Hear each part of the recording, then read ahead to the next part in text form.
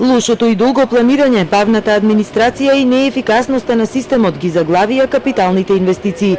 Во годината што беше прогласена за најекономска, нивната реализација е очајна. За половина година се потрошени само 20% или 1/5 од парите за патишта, енергетика, водоводи и училишта, или само 86 милиони евра од предвидените 422, говорат бројките на финансии. Со вакво темпо изгледа како илузија дека во следните 6 месеци ќе се вложат дури 336 милиони евра.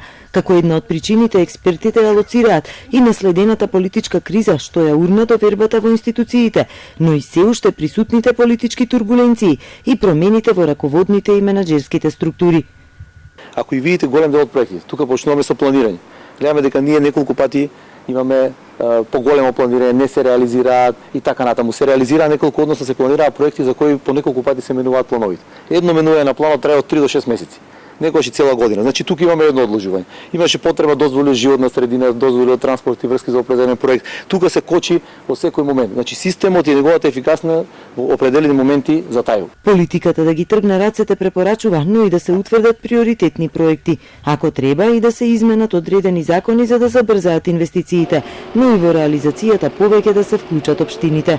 Најголем дел од капиталните инвестиции се реализираат преку централната власт. Општините многу малку се вклучени, многу малку поминуваат преку локалната власт. А знаеме дека главните услуги, главните приоритети и потребите на граѓаните се артикулираат на локално ниво.